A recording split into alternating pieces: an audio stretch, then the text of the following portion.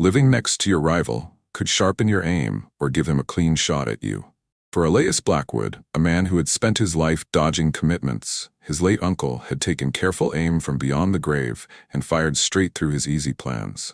The telegram, stained with the grime of a dozen telegraph offices, had been brutally succinct. Uncle Silas gravely ill. Return to Iron Creek immediately. Stop. Elias had pocketed the 2 weeks' pay he was owed from the railroad gang and boarded a train east, his mind painting a picture of a deathbed handshake, a heavy set of keys, and a spread of land so vast he could finally stop running. What he rode into on a dusty, wind-scoured afternoon was a freshly dug grave, a hawk-faced lawyer named Fletcher Crow, and a sealed envelope that contained a clause designed to torment any sensible man. The choice was a trifold trap: marry the widow of the neighboring rancher, a woman he'd never met, within a year, or lose the entire inheritance to the territorial government for a schoolhouse he'd never see. Before we get to the showdown, tell me in the comments where you're tuning in from. There's something special about knowing this story is reaching fellow Western lovers from all over.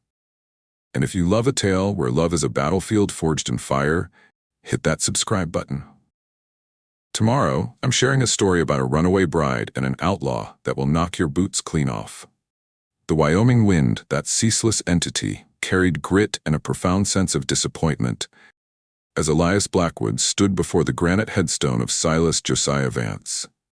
At 6'5", Elias was accustomed to towering over most men and their problems. But here, under the immense, indifferent sky, he felt small. The inheritance felt less like a prize and more like a chain. Fletcher Crow, a man whose spine seemed to be made of the same rigid material as his spectacles, cleared his throat with a sound like gravel shifting. The small, eager crowd, the entire social circuit of Iron Creek, it seemed, pressed closer, their collective breath held. The Vance Star Ranch, Crow announced, his voice cutting through the breeze, comprising 8,000 acres of prime grazing land, 500 head of cattle, breeding stock, the main house, bunkhouse, and all improvements thereon, shall pass to my nephew Elias Blackwood upon the fulfillment of the following condition. Elias's heart hammered a frantic rhythm against his ribs. 8,000 acres. The number was staggering. He'd spent the last 5 years driving spikes for the railroad, his world defined by the length of a steel rail, his hands permanently stained with tar and calluses. This was the dream that had always shimmered on the horizon, always just one more hill away. The heir, Crow continued, pausing for effect, must marry Mrs. Clara Thorne, widow of the late Benjamin Thorne of the neighboring Sunstone Ranch, within 1 calendar year of this reading. Should he fail to do so, the entire estate shall be donated to the Wyoming Territory for the establishment of a schoolhouse in Iron Creek. The words landed not with a thud, but with a razor-sharp slice. A marriage of convenience? To a stranger? A murmur, part shock, part gleeful scandal, rippled through the crowd. Elias's gaze, sharpened by a sudden, hot anger, swept across the faces until it found her. She stood apart, a solitary figure wrapped in a practical black dress that did nothing to soften her straight-backed posture. Clara Thorne. Her chestnut hair was pinned back with severe efficiency, but it was her eyes that held him. A mix of hazel and green, they held a wariness that spoke of seasons of solitude and hard-earned resilience. She met his stare without a flicker of hesitation, her lips pressed into a thin, unyielding line that promised no easy surrender. Later, in the musty confines of Fletcher Crow's office, Elias leaned over the lawyer's desk, the scent of old paper and leather filling his nostrils. Why, Crow? Spell it out for me. Why her? The lawyer carefully tucked the will into a calfskin satchel. Your uncle was many things, Elias, but he was not a fool. He watched that woman pull her husband's failing ranch back from the brink of bankruptcy with nothing but grit and a ledger book. After Benjamin Thorne died of a fever 3 winters back, she kept Sunstone running alone, turning a profit when men with twice the hands were selling out. Silas said she had more sense in her little finger than most men have in their whole bodies. Crow fixed Elias with a piercing look. He figured she'd be the anchor to keep you from running the Vance Star into the ground. You have a reputation, son. A wanderer. A man who burns through paychecks and moves on when the work gets tough. Silas wanted you anchored. The truth stung because it was etched into the history of every town Elias had left behind. He had always been chasing the next thing, convinced that contentment was always over the next ridge. Now, the ridge was here, and it came with a keeper. That evening, as the sun bled orange and purple behind the Tetons, Elias rode out to the Sunstone Ranch. It was smaller than the Vance Star, maybe 1,500 acres, but its character was immediately apparent. Every fence line was taut, every gate swung true on its hinges. The barn, though weathered, showed fresh patches of paint where needed. This was not just land, it was a testament to stewardship. Clara Thorne emerged from the simple clapboard house, wiping her hands on a worn apron. Up close, she was handsome, with a beauty that wasn't cultivated in parlors but earned under the sun. Fine lines around her eyes spoke of squinting into the distance, and her hands, though clean, were marked with the calluses of honest labor. "Mr. Blackwood," she said, her voice as steady as the land she stood on. There was no coyness, no false pleasantry. "I suppose we are obliged to discuss your uncle's proposal." "Ma'am," Elias began, removing his hat and holding it in a death grip. "I'm hoping we might find a way to make some sense of this situation." "Then let me save us both some time," she interrupted, crossing her arms over her chest. The gesture was not defensive, but declarative. "I am not a convenience. I have bled for this land, cried for it, and fought for it. I will not be a stepping stone for a drifter looking for an easy score." Her directness was a cold splash of water after a long, dusty journey. It was refreshing and terrifying. "And if I'm not that man," he challenged, meeting her gaze squarely, "are you?" The question hung between them, simple, sharp, and utterly devastating. Elias could have lied. He could have spun a tale of changed ways and newfound maturity, but something in her level gaze demanded honesty. "A part of me is, ma'am. I won't deny the appeal of that land. It's everything I've ever thought I wanted. But there's another part, a part that's grown tired of the dust. Maybe your husband and my uncle saw something in this valley, in this life, that I'm only just beginning to feel." She considered this, her head tilted slightly. "That's almost convincing, Mr. Blackwood. What if I was interested in what I could do for you?" The words surprised them both, tumbling out with an earnestness he hadn't known he possessed. Clara studied him for a long, silent moment, the only sound the sigh of the wind through the cottonwoods that lined her creek. "Words are easy," she said finally. "Out here, they blow away on the next breeze. So here is my offer. You may court me, properly, but I will not make it easy, and I will not pretend to have feelings I do not.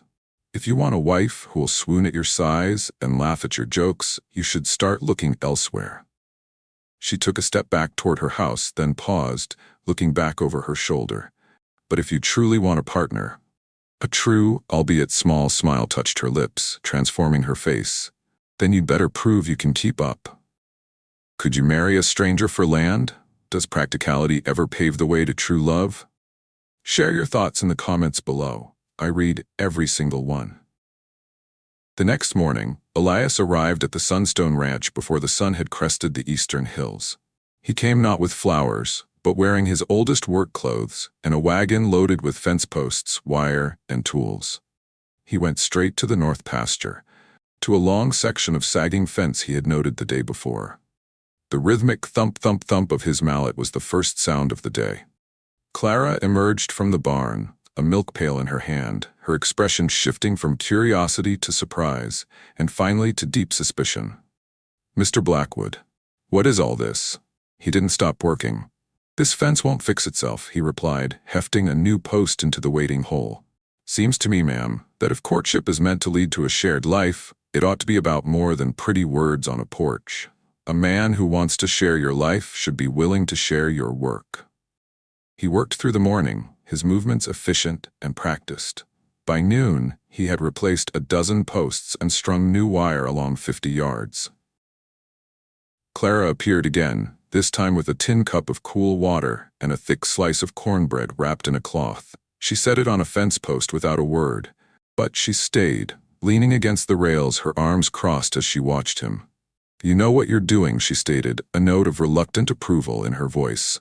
"I've built things my whole life," he said, pausing to wipe sweat from his brow. "Bridges, railbeds, barns, just never anything that was truly meant to last."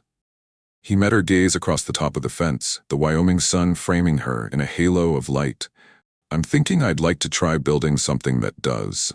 A subtle shift occurred over the following weeks. Elias became a fixture at Sunstone, as regular as the sunrise. He worked alongside Clara and her two hired hands, Jake and young Luke, with a quiet competence that spoke of genuine skill. He didn't try to take over. He observed, learned the rhythms of her land, and applied his strength where it was needed. He repaired the barn roof, fixed a stubborn pump, and helped move cattle to higher pasture. In the evenings, often over a simple supper, they talked. He learned about her childhood on an Ohio farm, where her father, a progressive man, had taught her numbers and land management alongside canning and sewing. She'd met Benjamin Thorne, a man with grand dreams but a poor head for business, and had followed him west. The early years were filled with hope, but when cattle prices plummeted, it was Clara who had quietly taken over the ledgers, renegotiated debts, and saved Sunstone from collapse. Then the fever took Benjamin, swift and brutal, leaving her with a ranch to run and a profound loneliness she would never admit to. "We talked about children," she told him one evening as they sat on her porch, watching the stars emerge. "It just never happened. After he was gone, I figured that part of my life was closed for good." "Why would you think that?" Elias asked, his voice soft. She was quiet for a long time, the chirping of crickets filling the silence. What man would want a wife who might not be able to give him sons? And what kind of mother would I be when every ounce of my strength goes into just keeping this land alive? Elias turned his whole body to face her, the wooden boards of the porch creaking under his weight. "The kind of man who values strength and loyalty over anything else. And raising a family, Clara, that takes a different kind of strength, the kind you have in spades. It's not just about birthing, it's about enduring, it's about teaching. That's the foundation that lasts." In the dim light, he saw her eyes glisten. It was a crack in the formidable wall she had built around her heart, but before she could form a reply, the sound of frantic hoofbeats shattered the peaceful evening. Jake rode into the yard, his horse lathered and heaving. "Clara, trouble at the south pasture. Wolves, a whole pack, took down 2 calves and scattered the herd to the 4 winds." The intimacy of the moment evaporated, replaced by the immediate, sharp reality of ranch life. Clara was on her feet in an instant, her face hardening into the mask of the capable widow. "How many? 6, maybe 8. Big ones. They ain't just hunting for food, Clara, they're testing us." Elias stood beside her. "We need to gather the herd first, get them into the canyon for protection, then we hunt the pack." "We?" Her tone was sharp, a reflex born of 3 years of solitary command. "This is your land, your herd, your fight," he agreed, his voice calm but firm. "But it doesn't have to be yours alone, not anymore." She searched his face in the fading light, looking for doubt, for hesitation. What she found was a steadfast resolve that mirrored her own. A decision was made in that instant. "Jake, get Luke, ready the horses and pack for 3 days. We ride at dawn." The hunt was a grueling, 3-day ordeal. They tracked the cunning pack through rugged canyons and across windswept ridges. Elias's patience, owned on tedious railroad crews, complemented Clara's intimate knowledge of every draw and gully on her land. They found the scattered cattle, driving them to safety, and then turned their attention to the predators. The final confrontation took place in a narrow box canyon, the air thick with the smell of pine and danger. The fight was swift, brutal, and decisive. When it was over, the wolf pack was broken. Sitting exhausted on her horse beside him, the scent of gunpowder lingering in the air, Clara looked at Elias not with gratitude, but with a profound, deep-seated recognition. He was not a helper, he was a partner. He dismounted and walked to her, his frame silhouetted against the setting sun. He looked up at her, his face smudged with dirt and sweat. "Clara Thorne," he began, his voice rough with emotion. "I came to Iron Creek for land. But these past weeks, somewhere between mending your fences and fighting for your cattle, I started looking for something else. I started looking for you." Tears, which she would never allow in front of anyone else, welled in her eyes. The defenses she had maintained for so long crumbled into dust. "I'm asking you for a chance," he said, "not because of a will or a clause or a piece of paper, but because I believe, with everything in me, that we could build something together stronger and more beautiful than anything we could ever manage alone. He reached up and helped her down from the saddle. Her hands were trembling in his. He cupped her face, his touch surprisingly gentle for such a large man. "I've been told," he whispered, his breath warm against her cheek, "that a proper kiss should haunt you for the rest of your life." And then he kissed her. It was not a gentle kiss, nor was it tentative. It was a claim, a promise, and a question all at once, filled with the pent-up longing of a man who had finally found his place and the fierce hope of a woman who had dared to trust again. When they broke apart, she was trembling, but her eyes were clear and certain. "Yes," she whispered, the word carrying the weight of a vow. "Yes, Elias Blackwood, I will marry you." Do you believe a love born from necessity can become the deepest kind of love? Let me know what you think. The best part of this community is hearing your stories and perspectives. Don't forget to subscribe for more tales of grit, grace, and redemption under the big western sky. Their wedding in the simple Iron Creek church was attended by the entire town. Clara wore her mother's wedding dress, altered to fit her taller frame, and Elias stood straight and proud in a new suit that felt foreign but right. The vows they exchanged were simple, but the looks they shared held volumes of unspoken understanding and hard-won respect. They decided to merge the Vance Star and Sunstone, creating a new entity they named Starstone Ranch. They chose to live in Clara's smaller, more manageable house, infusing it with a new sense of shared purpose. Life settled into a rhythm of shared labor and quiet discovery. Elias's physical strength and practical ingenuity paired perfectly with Clara's strategic mind and deep knowledge of the land. He was a natural leader, gregarious and quick to help a neighbor, while she was more reserved, her friendships few but fiercely loyal. They balanced each other.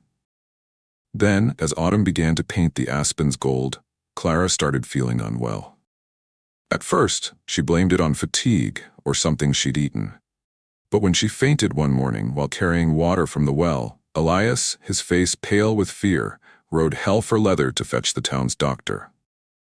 Dr. Eleanor Shaw was a formidable woman who had earned the town's respect through sheer skill and determination. After examining Clara, she emerged from the bedroom with a smile that softened her usually stern features. "Congratulations, Mr. Blackwood. You're going to be a father. I'd say she's about 6 weeks along." The news struck them both with the force of a miracle. After years of believing she was barren, Clara wept tears of joy and terror. The ride home was filled with a stunned, happy silence, followed by a torrent of plans and hopes. But Wyoming winters are the great equalizer, and this one arrived with a vengeance. Blizzards raged, temperatures plummeted, and the work to keep the cattle alive was relentless. The stress and cold took a toll on Clara. Dr. Shaw made several hazardous trips to the ranch, her concern growing with each visit. "She needs rest, Elias. Peace of mind. 2 things in short supply on a ranch in winter." The crisis peaked on a night when a howling blizzard trapped them, and a pack of hungry wolves, driven desperate by the cold, attacked the herd. Elias was in the barn aiding a cow in difficult labor when he heard shouts from the house. Rushing out, he saw the dark shapes of wolves moving through the panicked cattle. But a more immediate terror gripped him when he found Clara inside, doubled over in pain. "The baby," she gasped, her face as white as the snow outside. "Elias, something's wrong." Terror, colder than the wind, seized him. He carried her to their bed and sent Luke racing through the storm for Dr. Shaw. For hours he held Clara's hand, listening to the wolves howl outside and his wife's ragged breathing inside, praying as he had never prayed before. Dr. Shaw arrived, a frozen, determined angel. The baby was coming, too early. Just before dawn, as the storm finally began to abate, their son was born. He was terrifyingly small, and for a heart-stopping moment, he was still and silent. Dr. Shaw worked over him with a fierce intensity until a tiny, indignant cry pierced the air, a sound more beautiful than any symphony. "He's a fighter," Dr. Shaw declared, exhausted but smiling. They named him Samuel Silas Blackwood. The child born in the heart of winter's fury became the living symbol of their union, fragile yet resilient, a promise of the future. The challenges were far from over. The following years brought rustlers, a fraudulent land claim by a greedy mining company, and the endless struggle against nature. Each crisis was met not by Elias or Clara alone, but by the partnership they had forged. They stood together against armed intimidators, their love for each other and their land a shield no threat could penetrate. Their family grew. Samuel was followed by Benjamin, then Jacob, and finally a daughter they named Grace, their miracle girl. Starstone Ranch flourished, becoming the heart of a thriving community. Decades later, Elias and Clara sat on their porch, their hands now gnarled with age, still intertwined. They watched their children and grandchildren, a noisy, vibrant testament to their legacy, fill the yard where they had once faced down wolves and greed alike. "Do you ever wonder," Elias asked, his voice a low rumble, "what would have happened if you'd told me no that first day? If you'd sent me packing back to the railroad?" Clara smiled, a serene, contented expression that smoothed the lines time had etched on her face. "I think about it sometimes, but then I look at all this." She gestured not just at the house and land, but at the family, the community. "We didn't have the luxury of a fairy tale, Elias. We didn't fall in love. We built it. We built it on respect, on shared sweat, on standing back to back when trouble came. That's why it lasted. That's why it was real." Their story, born from a stranger's claws and a will, had become the bedrock of a legacy. It was a love story written not in ink, but in the very soil of the land they had cherished, fought for, and nourished together. If this story of forged love and frontier spirit resonated with you, please share it with a friend who appreciates a tale of true grit. And be sure to check back tomorrow for a new adventure.